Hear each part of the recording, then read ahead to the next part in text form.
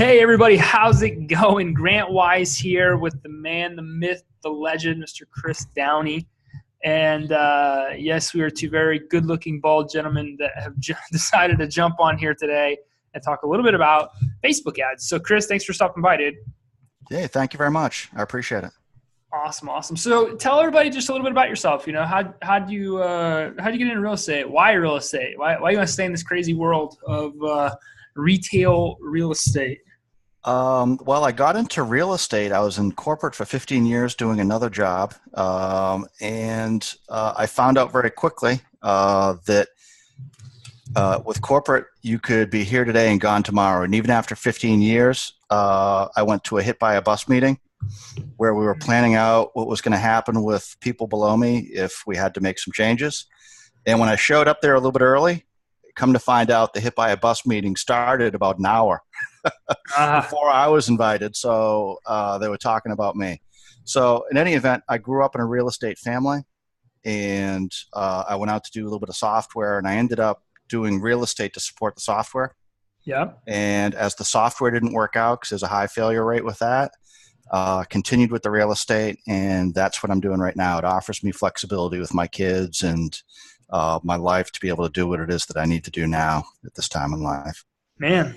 But I wish I found it 15 years earlier. I wasted 15 years with a large company that at the end of it would have traded me in a moment.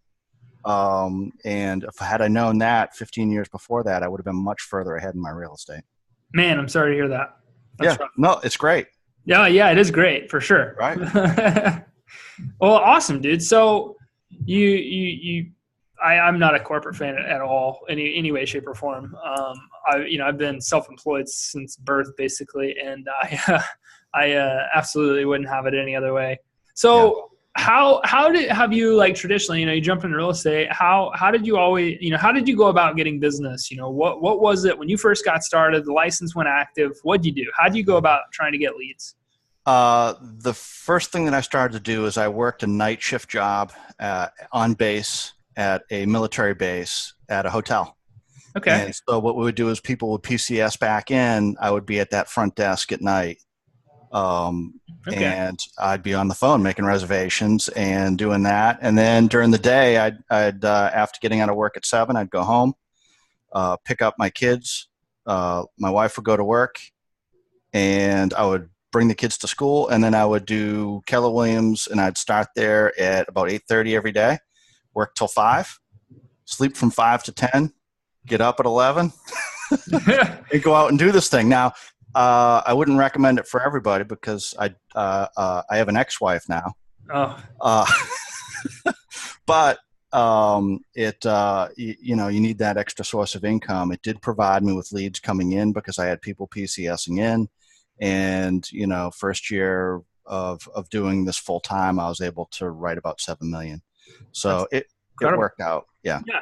That's awesome. Yeah. So, that's great. And I'm very sorry for the misfortunes that it sounds like, came about from that.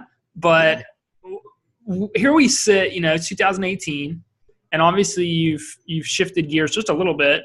Why was it that you thought, maybe there's a better way, maybe there is something better out there? Why did you think that maybe Facebook could help grow your real estate business?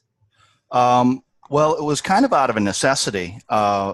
One thing I realized in between, after the first year, I couldn't do that night shift job forever. And once I had the revenue coming in, I had to change.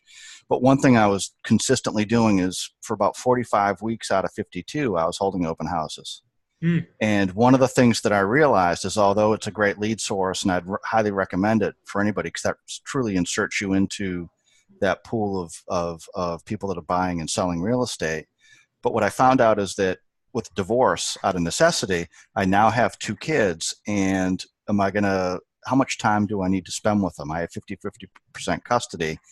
Bringing the kids to an open house at one of my listings probably isn't high on their list. Right. And, I said, there's got to be a better way. I've got to be able to change the way that I'm doing business, not eliminate open houses altogether, but I need to develop some other lead source that's going to allow me some freedom and, help me keep up. And at first I was probably not that hip on Facebook. I wasted money.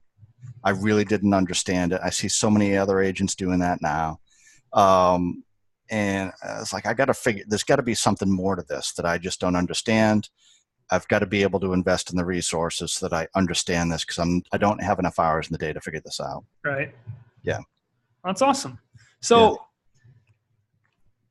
I think it's just, this is a fascinating story. I'm really growing to like and appreciate what you've been through. And the way that we kind of come to those realizations, I think is usually pretty powerful. How, life kind of brings everything full circle in a lot of cases.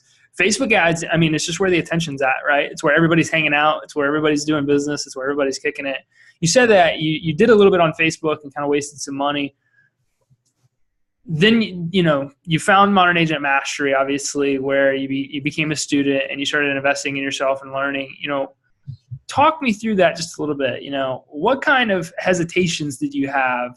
How did you find Modern Agent Mastery, and what kind of hesitations did you have in joining Modern Agent Mastery, even though you knew it was something that you probably, needed to invest in? Well, I found you through I found you through your Facebook, right? So okay. I found you through your advertising platform and got dragged in on that. Got dragged. I like that. You got dragged me in. Yeah. So, I was a willing participant, but it definitely got me engaged in it. I wanted to understand more about it. The customer service end of it was good. I mean, the experience that I had on the induction was good. Your staff was good. And so the big thing at that point, and I think it is with every agent, is keeping things consistent in your business and having revenue streams. Right. So I think the biggest holdback for me in the beginning wasn't so much you guys, it was me. It was like, hey, I've got to make this investment. Right. There's so many other investments and so many other distractions and noise. Oh my goodness. That are coming for my money. Right. And how do I prioritize that, make the decision to pull the trigger on that? But then after that, so I've also got to have the money to be able to consistently advertise. And I got some funny stories about that. But I did pull the trigger on it. I was happy. I would say that, I've looked at a bunch of the stuff in your program, and I haven't even fully utilized all of it. Right, like most. Because if you can figure out what fits within your budget and what works, you can get the return on it and then come back and get the rest of it later is kind of my flow. I want to be able to make sure that I got one funnel up and going, right, work on it, and that, as you grow through it, you also find that conversion is the deal. So if I don't want to be trying to convert everything, I need to figure out one lead source. I need to be able to convert that at a higher level and get good at that, and then maybe pick up the next thing. And I have done some of the other campaigns as well. I do some of the boom campaigns that you talked about yesterday, the open houses, the just listed. I think there was the digital mayor thing that we did like last year. Yeah. And I was sitting in a parent-teacher conference with my ex-wife, and who does not like real estate? She grew up in a military family, not entrepreneurial, which was my upbringing. And so as we're sitting there, one teacher goes, I've seen you. You've got the townhouse video. Yeah. And then the other one pipes up and says, yeah, I saw that too. And it was at that moment in time. And I was spending $10 a day on a townhouse list, and, maybe $5 a day on that other thing. And it blew me away because I'm in a fairly metropolitan area. I couldn't even believe that they saw it. And it was just kind of funny, but it was a reaffirmation that, there's something to this. 100%. And there's something to, keeping something in place and keeping it going, because you don't know who you're hitting, and it's consistency in message and endurance. 100%. So, yep. great feedback, great advice too for anybody Yeah. that's sitting here listening to this thing right now. You're dropping some golden nuggets on a lot of things that must be done if you're going to go out there and implement Facebook ads effectively, because we want everybody to become that digital mayor. We tell everybody, we're trying to teach you to build media. Facebook's the tool right now to help you build that media, just like door knocking used to be, cold calling used to be, junk mail used to be. There's always those tools and tactics that are there to help you build media, increase your sphere, which is what the main goal is. So let's talk for a second. You came in, you were nervous, hesitant, right? You had some stuff you wanted to try and get through, invested into Modern Agent Mastery. What happened? Like what's gone on now that you've been implementing Facebook ads? What have been some of your results?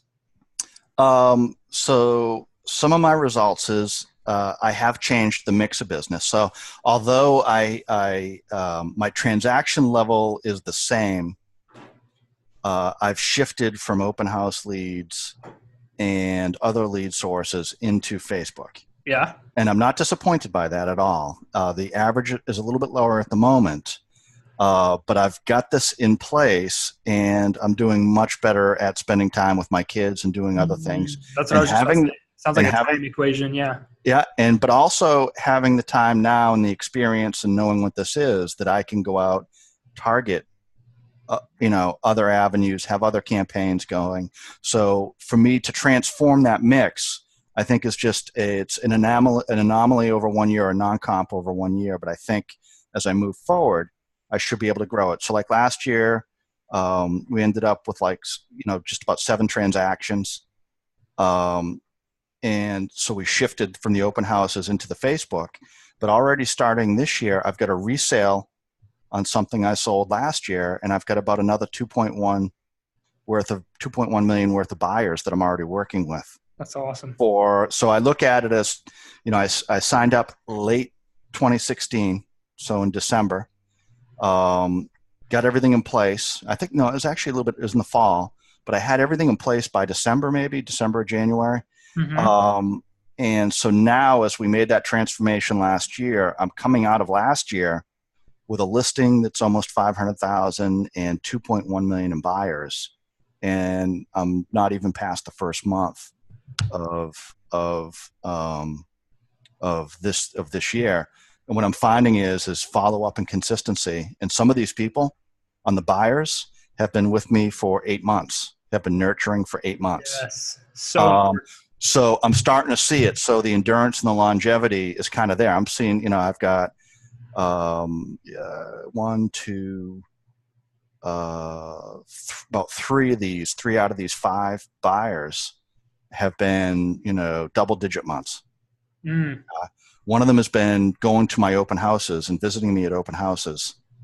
And all these people are qualified with my lender and are signed up, so it's a good thing. But it's just interesting to see that you develop a relationship with these people.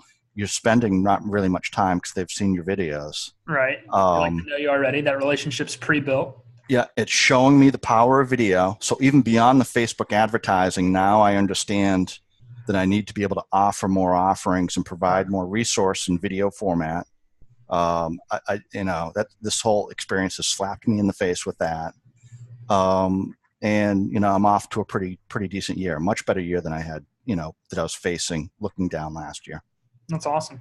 So you got started in 2016, even though you had a lighter year. How many houses did you end up selling in 2017 as a result of Facebook ads? As of Facebook ads? Yeah. 7. 7. That's not nothing that is anything to shake a stick at, right? That sounds like some good revenue coming off of the back, especially when you calculate your time. And that's what I always try to teach people. If everybody sat down and calculated what they valued their time at per hour, and realized that, typically they pay themselves anywhere from $75 to $750 an hour. And then you realize how much time you put into open houses, how much sacrifice you put in, and you know this more than anybody, away from your family and so on and so forth. It never even adds up. I always tell people you want to try and trade your money for money, not your time for money. And it sounds like you've definitely figured that out 100%. And as you've made this shift, you looked at maybe a lighter year than you wanted, but how much time you got back. And as you're transitioning in 2018, that sounds really powerful. Well, yeah, I think it's something that grows, right? So, it's going to be something that's built, in that the longer that you're in it, I think it grows exponentially. Mm-hmm. Because one thing I found is when I did the advertising, I spent maybe what I dialed it down on is that Homes List ad. I mean, I spent like over $5,000 on that. Okay. But I made over 75,000 in commission on that. Dang. So that's 6%, right? So that's 6%. And I spent, maybe another 5,000 in additional advertising that I really can't, I can't grasp as clearly as I can the Homes List, right? And I was questioning that, but when I went out to that parent-teacher conference, saw the real power. And two ladies saw my video, it slapped me across the face that, okay, all right, I get it. It's working. So, it's working. I need to figure out a way to make sure that this stays a constant part of the advertising and that, people see it, because it's something that's good. They're learning me, and I haven't even met these, they're my teacher, but I'm like, holy smokes, Awesome. If that wasn't an affirmation to kind of continue that, or that I was on the right road, I don't know what is. Well, hey brother, look, if spending $5,000 in Facebook ads and making $75,000 isn't an affirmation, I don't know what would be. 100%. I don't know what would be, but man, that's awesome, dude. I appreciate you so much for taking the time and sitting here and talking a little bit about your experience with Facebook advertising and your experience with Modern Agent Mastery and some of the results. I am so pumped to see what you do with 2018, because it sounds like you're already off to a stellar start. Last question, if you had somebody that was watching this video and they were just a super skeptic, like, I don't know about this, what would you say to somebody that was thinking about joining Modern Agent Mastery? I would say that it's a shame in the industry that there are so many other vendors out there where you're promised one thing and it just doesn't deliver. And I had spent so much time, whether it's Zillow, whether it's, and I'm sure Zillow works for other people, but there's so many people that are out there trying to sell you websites and sell you things and talk to you about SEO and give me your money, and it's not measurable. It is not measurable. You talk with any one of those people, they're going to sit there and they're going to tell you, well, I can't give you a metric. Right. I can't tell you because their company doesn't even allow them to. Right? Because it's just, they can't, okay? They can't give you the metrics as to how much you're going to make if you invest so much. And what I found through this is I'm a better marketer, because that's really what we are. We're marketers, not really real estate agents. 100%. I'm much better at that. I am now able to better understand what the investment is and what the return is on it. So when I can sit there and tell you how much I spent on a Homes List ad and know how much I brought it in, it's tremendously better. It's the only way to run a business. I mean, 100%. And I was talking with someone at work not too long ago, and they were listening to some guru come in and talk about websites and website SEO and, spend this much, I'll build the site for you. And I just sat there and he asked me what I thought about it. And I told him, I said, that your biggest problem right now as a new agent, I was like, your biggest problem is it's not your website. It's that you need a client, right? That's the deal. And he came up to me a little while ago and he said, you were so right. 100%. So right about that. And I would just say that there's a lot of distortion out there with vendors. If they can't give you, and I know that you can't promise everybody, there's a lot of personal effort and conversion, but if they can't give you certain expectations on what you should be able to get on a return for your dollar, then I would say that's a problem. And unlike that, I have had that communication with you and your coaches about what to expect and what to do. And the longer that I've stayed in it, the more that I see that I need to continue to do it. Not only that, but also increase it and do it in different ways moving forward. That's beautiful, man. That's great. I appreciate all your advice. I appreciate all the golden nuggets, and I appreciate the kind words that you've dropped about some of the stuff that you've learned.